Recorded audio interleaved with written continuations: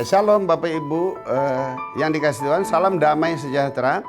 Kiranya kasih setia Tuhan senantiasa menyertai kita di sepanjang musim hidup kita.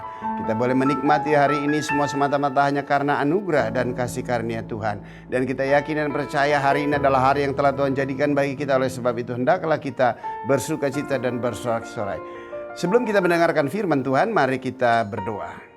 Bapa di surga, dalam nama Yesus kami bersyukur, kami berterima kasih untuk penyertaan Tuhan sepanjang kawal malam, di mana kami boleh istirahat dengan teduh dan tenang. Kami yakin dan percaya Engkau memperbaharui kekuatan kesehatan tubuh kami.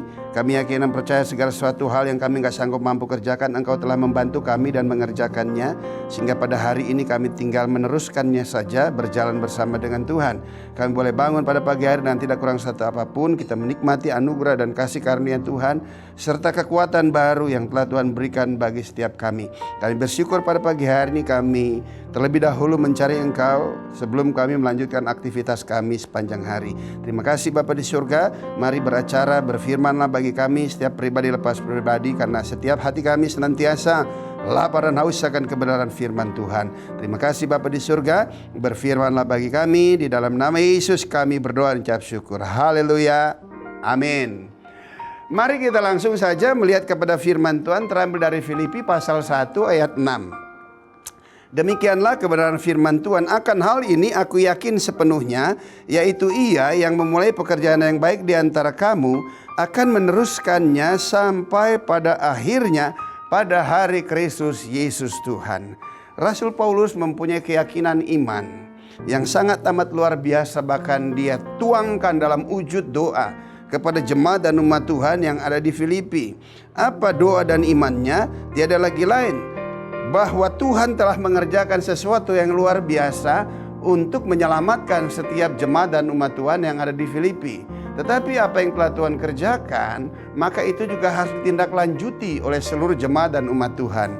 Hal ini juga hendaklah menjadi bagian dalam setiap kehidupan kita. Kita tahu dan kita yakin bahwa Tuhan telah mengerjakan perkara-perkara besar yang kita nggak bisa kerjakan, tetapi itu Dia telah kerjakan di dalam hidup kita. Tiada lagi lain, Dia menebus setiap kesalahan, pelanggaran dan dosa kita, serta menyelamatkan kita. Dan keselamatan kita bukan karena melakukan sesuatu untuk boleh memperoleh anugerah dan diselamatkan, tetapi keselamatan kita dapatkan hanya beriman dan percaya kepada Yesus Tuhan. Ini adalah sesuatu anugerah yang luar biasa. Dan kita tahu iman timbul dari pendengaran. Pendengaran akan firman. Pada waktu kita dengar firman menghasilkan iman, dan iman itu kita arahkan kepada Yesus, maka kita memperoleh anugerah serta diselamatkan. Nggak perlu kita mengerjakan keselamatan itu. Tetapi sekarang, setelah kita menerima anugerah dan keselamatan, maka Dia mau agar kita meneruskan anugerah keselamatan itu menjadi sikap hidup kita. Tujuannya tiada lagi lain, agar kebenaran firman Tuhan yang menyelamatkan dan memerdekakan kita terus boleh bermanifestasi di dalam setiap kehidupan kita.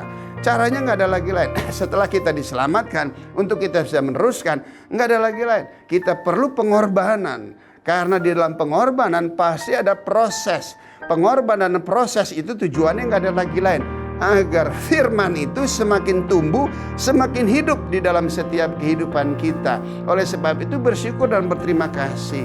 Pada waktu ada proses, pada waktu ada pengorbanan yang terjadi dalam hidup kita, pada waktu kita menyikapi kehidupan kita sebagai orang benar, agar firman itu semakin termanifestasi, agar kita semakin kecil, Dia semakin besar di dalam hidup kita. Hendaklah kita menyikapinya dengan penuh ucapan rasa syukur.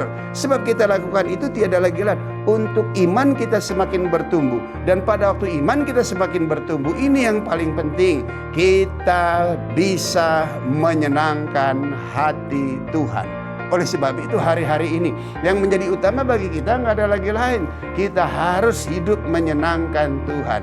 Untuk hidup menyenangkan Tuhan tiada lagi lain, izinkan firman-Nya, izinkan kebenarannya bertumbuh di dalam setiap hidup kita. Untuk bisa bertumbuh nggak ada lagi lain, perlu proses.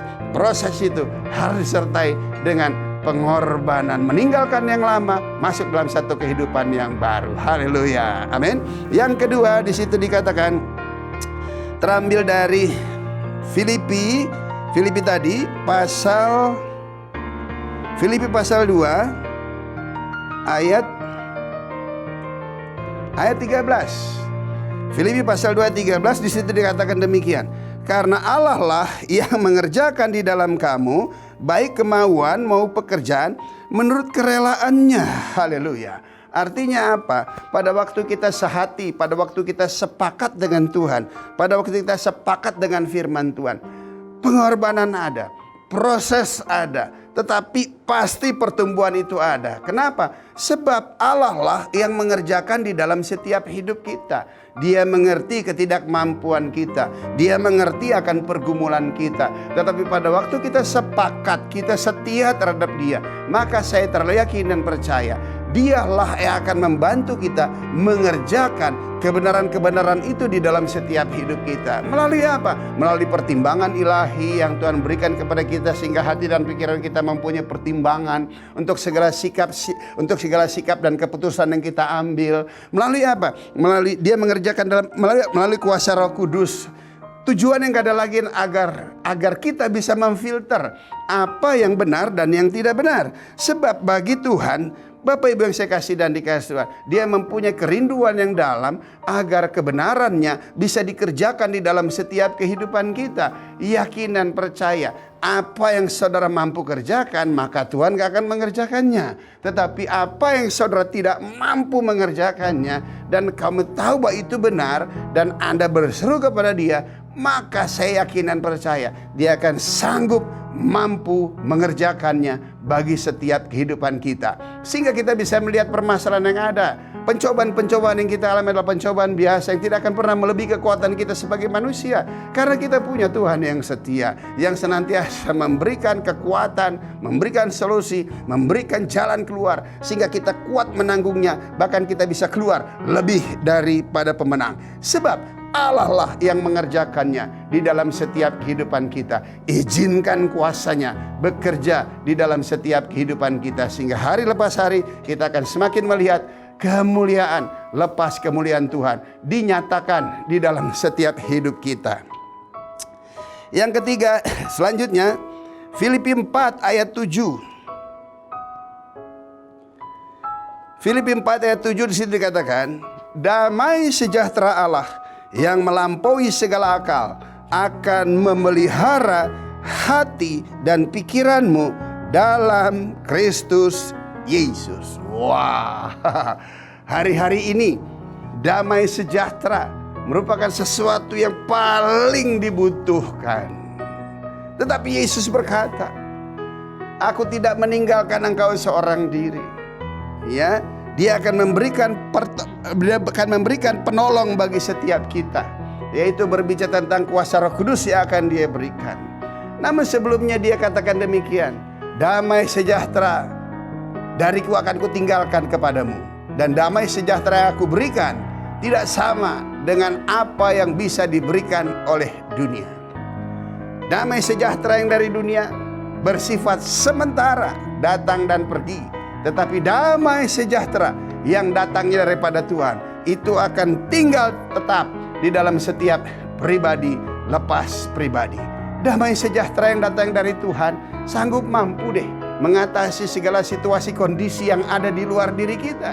Sebab yang paling penting buat kita, penyelesaian di dalam kita terlebih dahulu.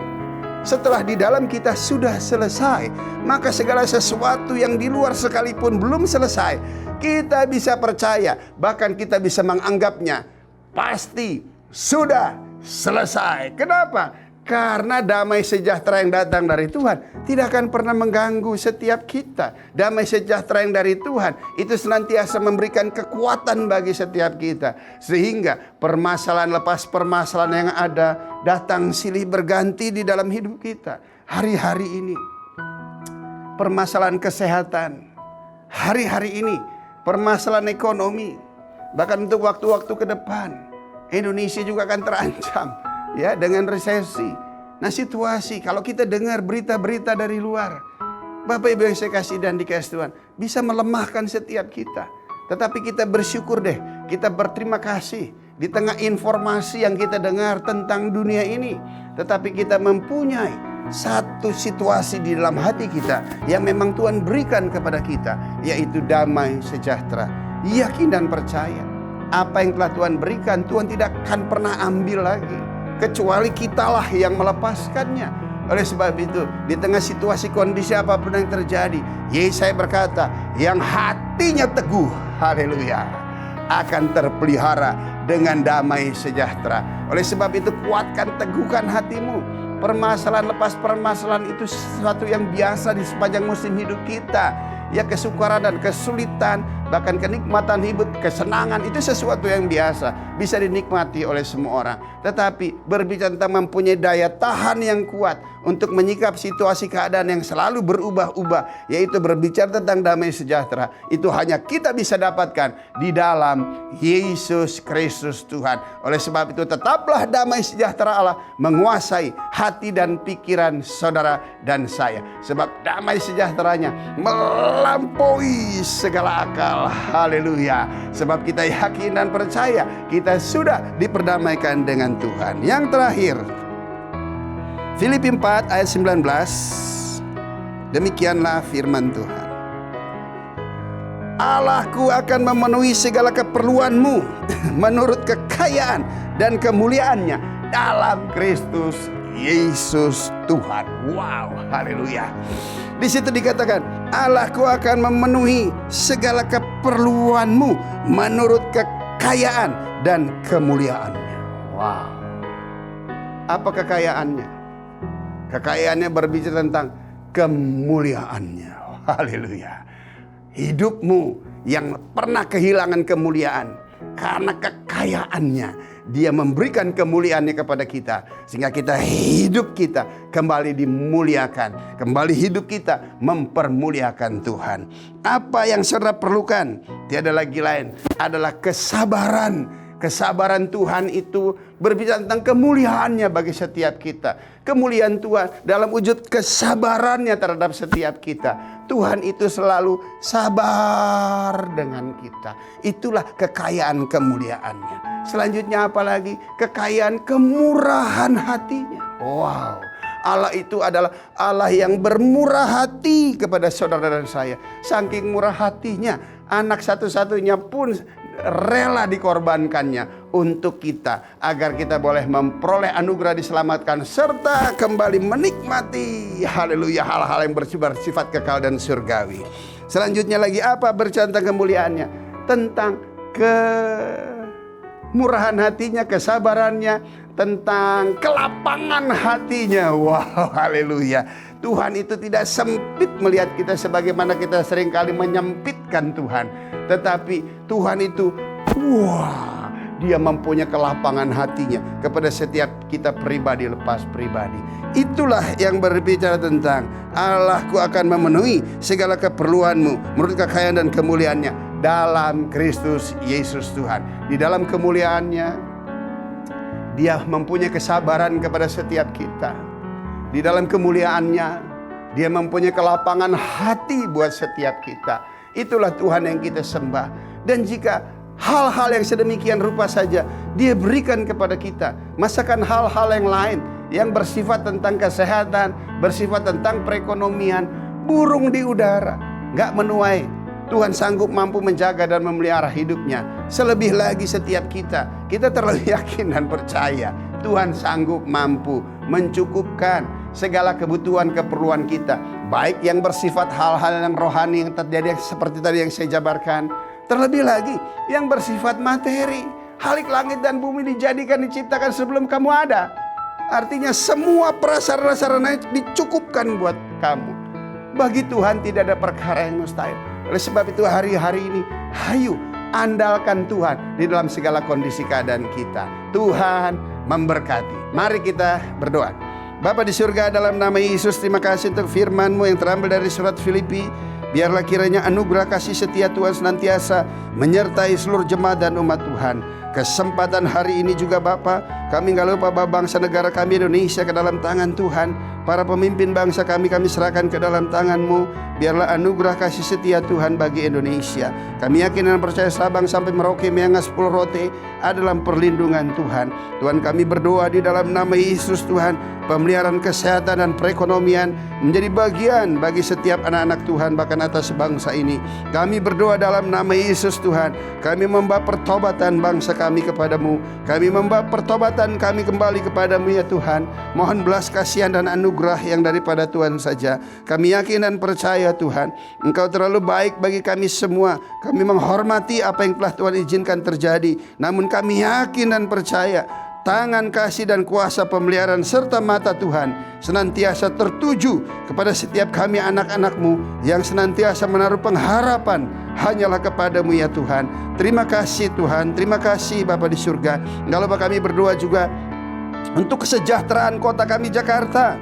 Kami menyerahkan kota kami Jakarta ke dalam tangan Tuhan, agar kesejahteraan itu boleh dinikmati oleh seluruh masyarakat kota Jakarta. Oleh sebab itu kami berdoa di dalam nama Yesus Tuhan untuk pemimpin kota kami. Kami berdoa dalam nama Yesus.